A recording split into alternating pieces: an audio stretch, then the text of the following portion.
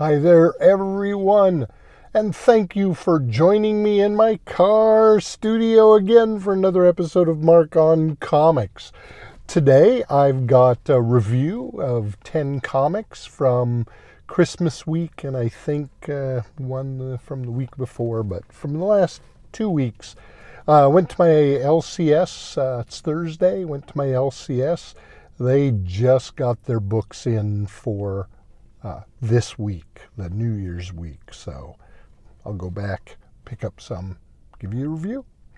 So first off, the number one book on my list is Amazing Spider-Man, number 64.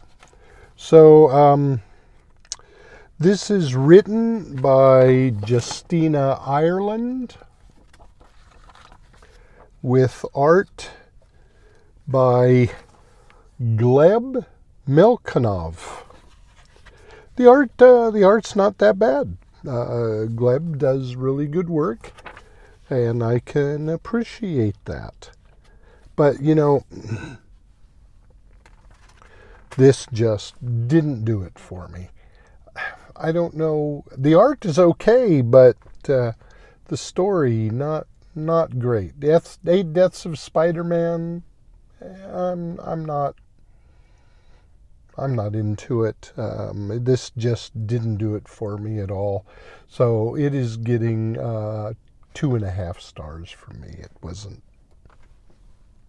that good. Next, we have Absolute Batman number 3, which is written by Scott Snyder and artwork by Nick Dragotta. So I've really been enjoying Absolute Batman. This one, not the greatest, but Nick is doing a really good job. And Scott, the story's okay. I like some of the stuff that happened with it. You know, I didn't feel it was great, but it was good enough to get 4 stars from me. It's pretty good. I am enjoying it. We'll see what happens farther down the road. Third book on my list is Ultimate Black Panther, number 11. This is written by Brian Hill, with artwork by Carlos Neto, or Nato, N-E-I-T-O. I gotta say,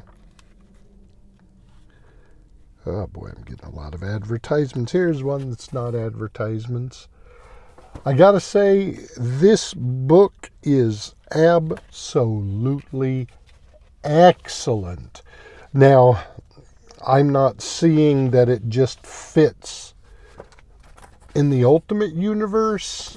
This is just a great Black Panther story, but it is set in the Ultimate Universe.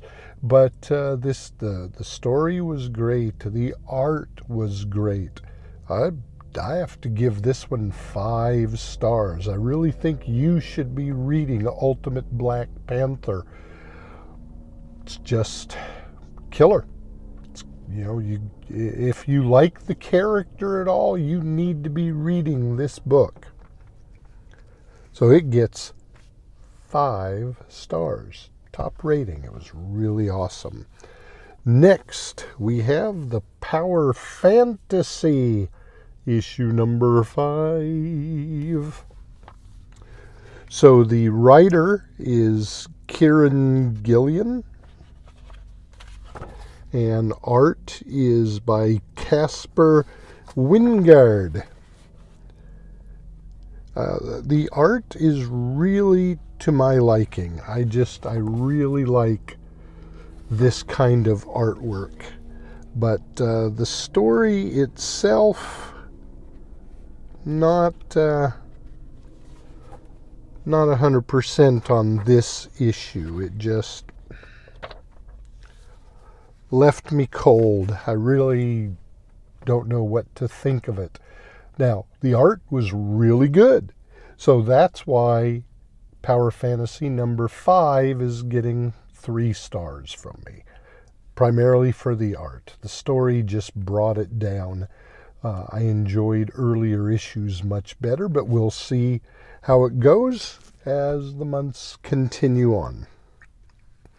Next, we've got Redcoat number 8, written by Jeff Johns, with art by Brian Hitch. Brian is a master artist. Everything he does is just so excellent. Issue 7 of this really left me dry. I really didn't understand where it was headed, but issue number 8 fires on all cylinders. If you're interested at all in the Ghost Machine titles, this is one you need to pick up. Redcoat 8 was incredible. Writing, art, and I am giving it 5 stars. It was that good. You need to be reading this book. It's one of the best coming out monthly, so pick it up. You won't be disappointed. Next, we've got Spider-Boy number 14, written by Dan Slott, and artwork inside by Paco Medina and Humberto Ramos. So, 2 really good artists. This artwork is incredible. It really is great. All that they're doing on that is really, really excellent stuff. So, I can highly recommend this book, even though it's not a 5, it's 4 stars, but it's good enough to be picking up. I've been enjoying Spider-Boy the whole time, and I think you will too. So, then we move on to Batman, Gargoyle of Gotham, issue number 3. The writer and the artwork is done by Rafael Grampa. And the artwork is, it's a little bizarre, but it's my kind of bizarre. I really like the artwork in this book. As I said, it's a little bizarre. You won't say, oh, this is like other artwork. No, it's a little different. He's really doing a great job on that, but I don't know what it is with the book. I was confused as far as story goes. I don't know what I might have been missing, so it didn't make a lot of sense. But what I was catching and the artwork was enough to give it 3.5 stars. I do recommend it. It's pretty good. Then we've got Void Rivals number 15. This book is written by, Robert Kirkman. He has just been putting out killer stuff with the Energon universe. And the artwork is Lorenzo Di Felici. And that is where I had my problems. The artwork was just a little off for me. Little off. Still, Void Rivals, look at this, boom. Void Rivals is still excellent, even up to issue 15, and it is getting 4.5 stars. So, Void Rivals, the Energon universe, they are just killing it. So I highly recommend Void Rivals. Then we've got Detective Comics 1092. 1092, written by Tom Taylor, with artwork by Mikhail Janin. This artwork is absolutely incredible. Absolutely incredible.